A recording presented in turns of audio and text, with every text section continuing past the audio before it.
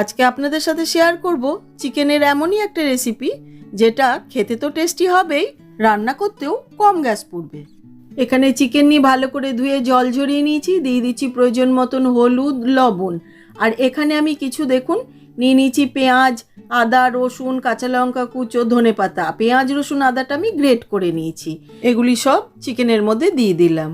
এবার আমি ডুমো করে দেখুন একটুখানি বড় বড় করে আলু কেটে নিয়েছি, তবে আর্ধেক আর্ধেক করে কাটিনি। আলুটা দিয়ে দিচ্ছি কিছু শুকনো মশলা, ধনে গুঁড়ো, জিরে গুঁড়ো, কাশ্মীরি রেড চিলি পাউডার, ঝাল লঙ্কা গুঁড়ো, গোলমরিচ পাউডার, সামান্য পরিমাণে গরম মশলা পাউডার, সর্ষের তেল দিয়ে খুব ভালো করে মেখে ঘন্টাখানেকের জন্য রেস্ট করতে রাখছি। প্রায় ঘন্টাখানেক হয়ে গেছে। একটা প্রেসার কুকারে খানিকটা সর্ষের তেল দিয়ে দিলাম তেজপাতা, শুকনো লঙ্কা, ইলাইচি, দারচিনি। ফোড়নটাকে একটু ভেজে নিয়ে দিয়ে দিচ্ছি একটা বড় সাইজের পেঁয়াজ কুচি। পেঁয়াজটাকে লাল করে ভাজবো না, অল্প একটু ভেজেই আগের থেকে ম্যারিনেট করে রাখা চিকেনটা দিয়ে দিচ্ছি। চিকেনটা দিয়ে প্রায় 10 মিনিট হাই ফ্লেমে ভেজে নিচ্ছি। আমি না এর মধ্যে জল অ্যাড করব না, যেহেতু এটা কষা হবে। এইবার কয়েকটা কাঁচা লঙ্কা দিয়ে ঢাকা দিয়ে 2টো সিটি আসা পর্যন্ত অপেক্ষা করছি।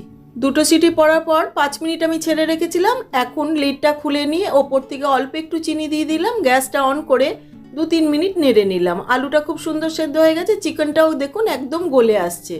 এইবার দিয়ে দিচ্ছি ওপর থেকে অল্প একটু লেবুর রস। এই সময় কিন্তু গ্যাসটা অফ করে নিয়েছি। লেবুর রসটা দিলে পরে খুব সুন্দর টেস্ট হয়, গন্ধটাও কিন্তু খুব সুন্দর হয়। ব্যাস রেডি। এবার একটি প্লেটে সার্ভ করে দিচ্ছি। ভাত, রুটি, পরোটা সব কিছুর সাথেই দারুণ লাগে। খেতে তো টেস্টি হয়ই, গ্যাসও কম পুড়ে, যেহেতু রান্নাটা প্রেসার কুকারে হয়।